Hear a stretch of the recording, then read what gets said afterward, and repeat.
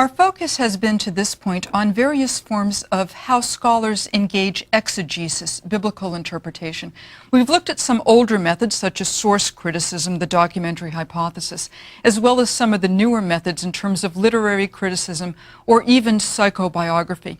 The criticisms such as literary criticism, psychobiography, and as we'll see in the next two talks, some close reading, some attention to literary convention, are part of a new type of biblical studies that began actually in the 1960s and the 1970s. It turned out before then, most people who worked in biblical studies taught in divinity schools and seminaries, and the only people they ever talked to were theologians. But in the 1960s and in the 70s in the United States, suddenly American universities and colleges founded departments of religious studies. And once biblical scholars found themselves in secular institutions, in secular departments, they found themselves talking to historians and literary critics and sociologists. And whole new worlds of biblical studies opened up. So not only can one be a theologian here, one also can be, indeed should be, skilled in all the humane and social sciences in order to interpret the biblical materials. So in this lecture, where our test case will be Genesis chapter 25, the story of Isaac's children, Jacob and Esau, and how they duke it out for who's going to succeed in terms of ruling the clan, we'll use some more of those close reading concerns that literary criticism brings us, but we'll also include a little bit of an earlier method that was very popular at the turn of the 20th century called form criticism. We'll start with form criticism. The context of form criticism is this. We today understand how literature functions, we understand how art functions. If somebody went into a library and ripped off all the covers and title pages of every single book, we would 99% of the time be able to tell what to do with that book because of the form that the book takes. If we get a book and it says, take 2 eggs and beat them, we will know that we've got a cookbook. If it says, on a dark and stormy night, we will think we've either got a mystery or a parody. We will know the form. For another example, if I were to say to you, the lions chewed up the bears last night, you would not think, I suspect, that there was some disaster at the local zoo. You would know that I'm using sports metaphors here. Or if I were to say something like St. Teresa beat St. Matthew. Again, there's no war in heaven. We understand the form. We understand the sports metaphors. So the question for the biblical studies expert and for anyone looking at the Bible is, what are some of those forms that the Bible uses and how can we understand them? Indeed, some biblical scholars have suggested that once we understand the form, we can understand the setting in life where it was used. In other words, we know what to do with a cookbook. We understand the form, we understand its setting. The term for setting in life most often used in the scholarly discourse is Sitz im Leben, because of course these are Germans and they invented the term, and it simply means setting in life. And we will look for the Sitz, the setting. Sometimes this actually works. It's very good with prophetic oracles, but we're not there yet. In terms of finding forms, you're already familiar with some of them. Etiologies, stories of origin. You saw that, for example, in the story of Lot and his incestuous daughters. The etiologies, the origin stories for Moab and Ammon. We know how those stories function. We recognize the form, etiology, and we recognize the zitz, the setting in life. The Israelites told those stories in order to explain why they're in enmity with certain tribes who sound like them and look like them and speak their same language. To accompany form criticism, which can be fairly mechanical, we have the newer literary technique of close reading. This is much like rabbinic exegesis that we saw when we looked at the Akedah, to look at how words convey meaning, but also, like a literary critic would, close reading looks at dialogue. It looks at what narrators say. It looks at how characters are described. It looks at what's said and what's not said. For example, the narrator tells us that Isaac loved Rebekah. We saw that in the last lecture. He loved her and he brought her into his mother's tent. But we're never told whether Rebekah loved Isaac or not. But we are told that Rebekah loved her son Jacob. So we know she can love. But whom does she love? And we look at dialogue because dialogue can have multiple meanings. We look for literary motifs, not only etiologies and prophecies, but catchy phrases and reminders of previous stories. So our test case then is Genesis chapter 25. This is the story of Esau, Jacob's older brother, and Jacob, and how Jacob manages to procure Esau's birthright. And I'm going to go through this verse by verse because that's what form criticism would do. The form critics say the first thing you do is you identify your narrative unit. Their view, and they're influenced by folklore studies here, is that independent narrative units in the oral tradition simply were passed along. People would say, anybody got a good Jacob story, and you'd get a short Jacob story, and eventually the idea was that these were all combined together. So they look for where the story begins and where the story ends. The technical term for this is the Greek term pericope. It means an independent narrative unit. What I tell my students is think of periscope without the S, because that's how pericope is spelled. It's periscope without the S. You're getting simply a snapshot, a narrative unit. And we look at where the pericope begins, and we find it begins here in Genesis chapter 25, verse 19, with the reference, "This is an account of the descendants of Abraham's son Isaac." Isaac is the beginning of the story.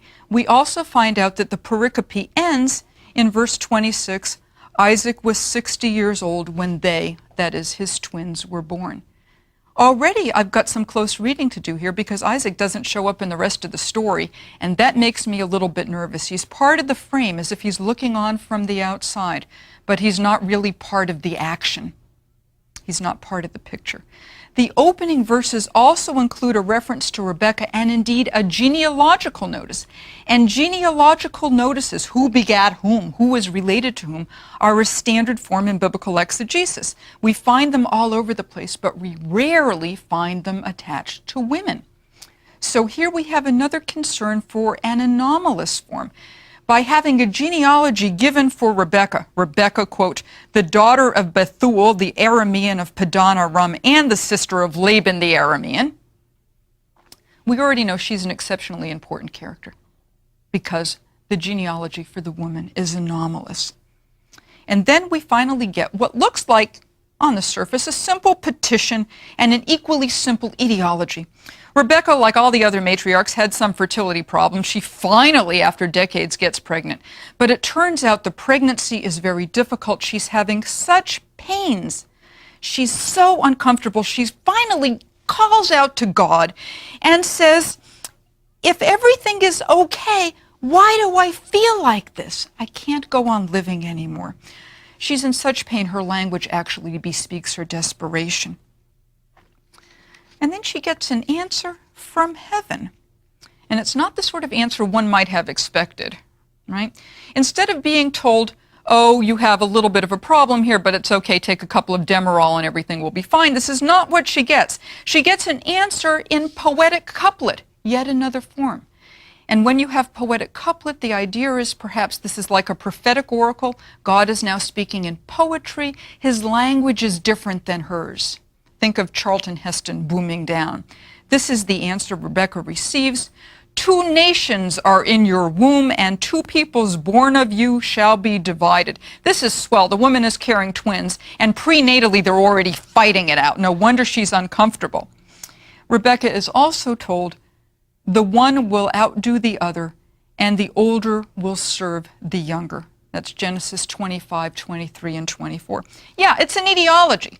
It tells us that the 2 twins will eventually father 2 peoples, and the children descended from the younger twin will be superior to the children descended from the older twin. But there's a lot more going on here than that. Again, we can pay attention to the poetry and see where it comes up again. We find it in major statements in the Pentateuch. Poetry is common in the prophets, much less so in the Pentateuch. We'll see it again with Miriam crossing the Red Sea. Actually, it's the Reed Sea, but we'll get there, as well as with Moses. This is an important etiology. It's something we need to pay attention to. But we can also pay attention to the form. This is an enunciation, a standard form. An enunciation is a form where God or an angel tells a woman either that she's going to be pregnant or a pregnant woman something about the children she is about to have. We've already seen one of these with Hagar, right? That first theophany to the woman where Hagar is told, you are with child and you will bear a son and you will call his name Ishmael. And the Annunciation goes on, and he will be a wild ass of a man, and his hand will be against his brothers, and he will live at odds with all of his kin. When we get Annunciations, it's not all sugar and spice. Sometimes when God tells you something about your children, it might not be quite what you were hoping for. And I think it's the same thing with Rebecca. I don't think it's good news to be told that your children will be at war and their descendants will be at war. So here we might want to compare Rebecca and Hagar. At least here they're in solidarity.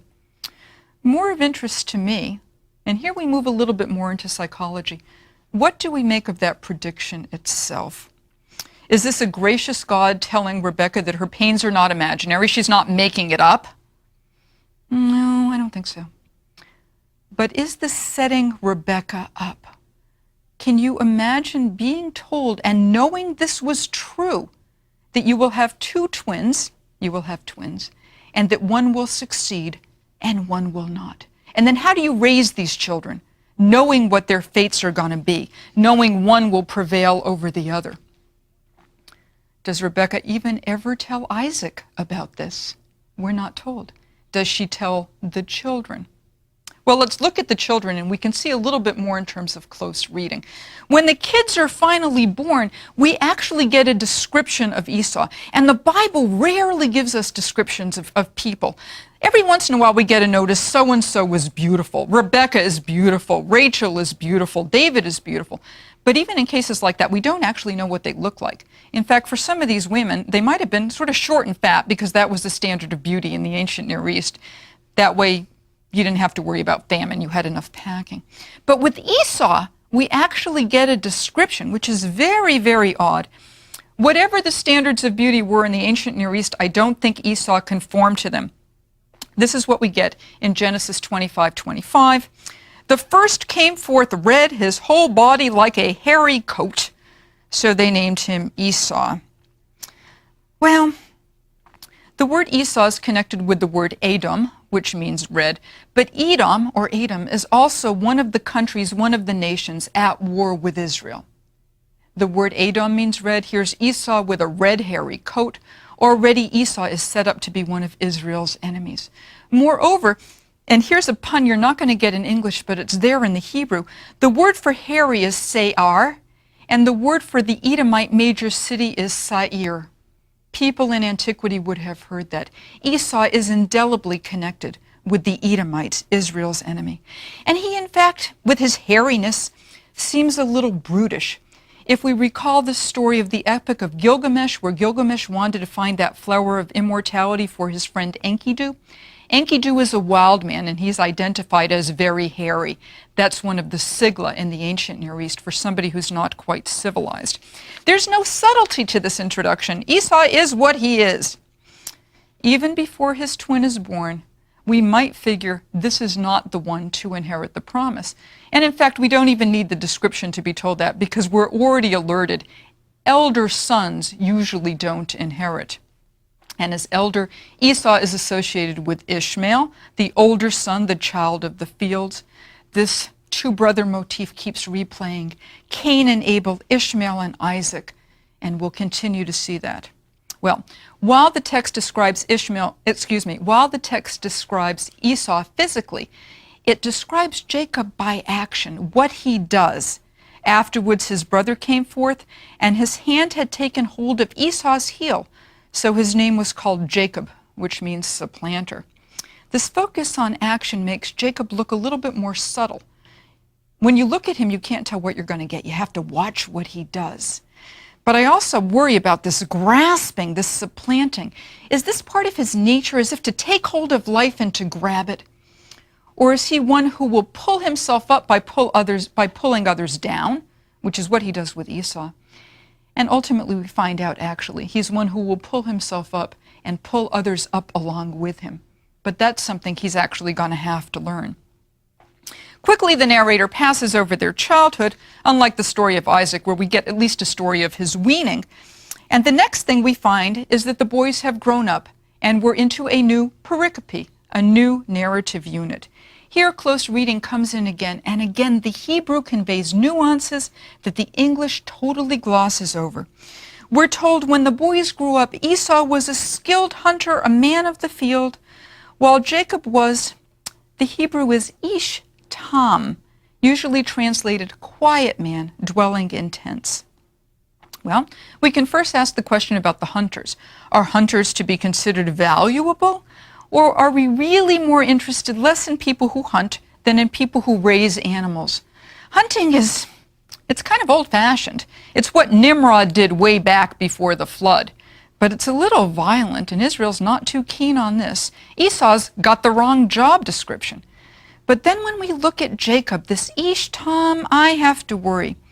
Sometimes when I think of a quiet man, I think of that movie called The Quiet Man with John Wayne. Unfortunately, nobody watches John Wayne movies anymore. John Wayne, a quiet man, but when he has to go to battle, watch out. That may have some sense of what the word Tom means. But when I find that word used elsewhere in the Bible, it really doesn't mean quiet. It has the connotations of moral integrity or innocence. For example, King Abimelech of Gerar finds out that Sarah is Abraham's wife, not his sister, and says to Abraham, I am Tom of heart. I am innocent of heart. I didn't know she was your wife. That's the way it's normally read. So I don't know quite what it means to say Jacob is an Ish Tom, an innocent man. Is the point when he eventually procures the birthright and blessing that he did it innocently? It was all on the legal up and up? Perhaps. Or perhaps the term is simply ironic. Already I've got problems with Jacob and he's barely born, right? He hasn't done very much.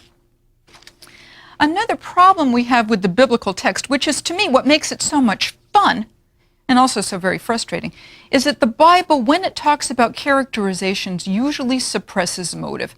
Modern novels, we have lots of interior monologue. Narrator tells us everything that main characters are thinking. But we don't often know what characters in the Bible are thinking. Very little interior monologue, very little actual description of motive. So then I have to worry about what are Jacob's motives in getting Esau's blessing and birthright. What motivated Rebekah to help? So let's look at some motives here, when they're shown and when they're not shown, to see how they show up and what they do. We get actually a motive in the next verse. Isaac loved Esau because he ate his game, but Rebekah loved Jacob. I have a motive for Isaac's love. He liked the food. I'm not quite sure this is a good motive for loving one of your children rather than another. It seems to me it's a tad self-centered. But then I wonder, perhaps is Isaac living vicariously through this elder son? Perhaps it's Esau who goes and does what Isaac can't do. Isaac who stays home all the time. Esau who goes out and hunts, the kind of manly guy. Or is it more than that? Does Isaac actually love Esau not just because of the game, but because he knows Rebekah loves Jacob? And why, when we're told Rebekah loves Jacob, don't we get a motive? The text could have said Rebekah loved Jacob because he was good at cooking. The text could have said Rebekah loved Jacob because he was like her, clever, a trickster. But it doesn't tell us. Is it Rebekah loves Jacob without reason? A pure love, a non-self-centered love? Or does Rebekah love Jacob because she knows that Isaac loves Esau? On the other hand, in a more mercenary sense, does Rebekah love Jacob because she knows Jacob is the one who's going to win? Has she been manipulated by that divine oracle? Or does she love Jacob because she can control him? We don't have the motive, and that adds to the richness of characterization of this text. As the story continues, we find an increasing emphasis on Esau's beastly nature, and we also find through close reading, here looking at dialogue, that we can tell a lot about characterization. And again, we have a problem because the English translations miss the nuances of the Hebrew. The verses in question here are Genesis 25:29 through 30. The Standard English translation goes like this. Once when Jacob was boiling pottage, Esau came in from the field, and he was famished. And Esau said to Jacob, let me eat some of that red pottage, for I am famished. With Esau, you know exactly what you're going to get. The narrator says he's famished. He comes in and he says, I'm famished. Complexity is not his strong suit. Moreover, it actually sounds quite nice to say, let me eat some of that red pottage. That's relatively civilized. You could hear that on Masterpiece Theater. But that's not actually what Esau says in the Hebrew. The Hebrew, for those of you who are interested in this sort of thing, says, Haliteni na min ha'adom hazeh ki ayef anochi, which really means, let me chow down, please, on some of that red stuff, because I'm starved. Ha'adom hazeh, that red stuff. This is not a man of great articulation. Granted, he does say please, the Hebrew particle na. I have a little bit of sympathy for him, but not a whole lot. Jacob, on the other hand, uses the form of the court, technical terms for birthright, technical terms for promising. And he says to his brother, first today sell your birthright to me, which basically means give me your double portion because you, Esau, as older son, have the right of primogeniture. You will get more of the inheritance than I, the younger son. His use of legal terminology concerning the birthright contrasts with Esau's, give me some of that red stuff. These are two brothers with very different personality. Esau, meanwhile, is still on automatic. He says, I'm about to die. Of what use is a birthright to me? I kind of wonder, is he really that hungry? Frankly, the man is a hunter. Couldn't he have found something out in the field and cooked it himself? I do worry about this. He's thinking with his stomach. Jacob isn't done yet. He says, swear to me today, another imperative verb. And Esau actually swears, and he gives his birthright away, just for a mess of pottage. Hardly worth it. At the end of the story, most English translations read, and he swore to him and sold his birthright, and he ate and he drank and he went on his way. The Hebrew actually says in very direct form, he ate and drank and rose and went and despised did Esau his birthright. Ba-boom, ba-boom. Esau again on automatic. And simply the way the Hebrew spells out this very compact pericope, we have a good sense of the characterizations of the two, simply by the way they talk. For Esau, rapid fire, hasty, not thinking. For Jacob, conniving, shrewd, subtlety. And in support of this assessment, close reading would then look at the next story. We've already seen that juxtapositions are important, the sense of juxtaposing the Akedah with the expulsion of Ishmael. Here's another one. Chapter 26 immediately begins, now there was a famine in the land beside the former famine that was in the days of Abraham. And what have we just seen? We've seen Esau the hunter who doesn't have enough food and who's hungry. And we've seen Jacob who knows how to bargain with his pottage. When there's a famine in the land, it's Jacob we want to be our ruler, not Esau, because he knows how to distribute the goods, as in fact will his son Joseph, when Joseph becomes the prime minister of Egypt and distributes grain during 7 lean years. Watch out for what these people do. Prudent bargaining is also an appropriate trait for leaders, but it's one Jacob has to learn a little bit better. He is able to bargain with Esau, but that's like shooting fish in a barrel. Later on, to convince his father to give him the blessing as well, he needs his mother's help. And Rebekah will actually put hair from a goat on his arms so that when he goes to Isaac to get the blessing, Isaac will say, well, the scent is the scent of Esau, because he can smell the animal, but the voice is the voice of Jacob. Here, Jacob needs his mother's help. Later, Jacob will actually bargain for his wife. We'll see this in the next chapter. He'll try to bargain with Rebekah's brother Laban for Laban's daughter Rachel. But Rebekah's brother is much like Rebekah. They're both two tricksters, and Laban actually winds up outwitting Jacob. What goes around comes around in this text. As we find out with Laban, he will substitute an older daughter for a younger daughter. As he puts it in Genesis 29, it is not done so in our country to give the younger before the firstborn. Jacob usurps the rights of the firstborn from Esau. Laban switches his daughters. Jacob winds up with the unwanted firstborn rather than with Rachel, the beautiful younger one. What goes around comes around in the Bible. And these various plot motifs will continue, each echoing earlier events. We'll find, for example, that Jacob's favoring of his son Joseph, like Rebekah's favoring of Jacob, will lead to inter-family tension and turmoil. When parents play favorites in the text, when they play favorites today, bad things happen in the family. And just as Jacob will trick Isaac with false garments, wearing those skins that his mother prepared for him, so Jacob himself will be tricked by garments. Jacob has 12 sons. He loves his son Joseph, Rachel's son, more than all the others. And the other sons simply can't stand this, and they can't stand Joseph, who's an obnoxious kid. At one point, they eventually wind up selling Joseph into slavery, and they take his coat, and they dip it in the blood of a goat, and they show that coat to their father, and their father Jacob concludes, a wild animal must have eaten my son. As Isaac is fooled with animal hair, so Jacob is fooled with animal blood. Again, what goes around comes around. As Jacob deceived his father by means of clothing, the lamb's skin, so Joseph will later deceive his brothers. Joseph becomes prime minister in Egypt, and when the brothers come down looking for grain, they see an Egyptian official standing there dressed in royal robes, and they don't recognize Joseph. Clothes in this case do make the man. They are tricked again.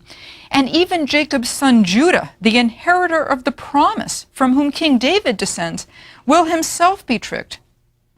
Judah has a daughter-in-law whose name is Tamar, and in Genesis 38, Tamar, waiting to be married to Judah's youngest son, and knowing Judah is not about to allow that, takes off her widow's clothes. She had been married to Judah's older sons, and they had both died. Takes off her widow's clothes, wraps herself in a veil, goes down by the street corner, and here comes Judah tooling along. He mistakes her for a prostitute. Clothes make the woman. Eventually winds up having sex with her. She conceives. He finally acknowledges that they're his children after quite an adventure.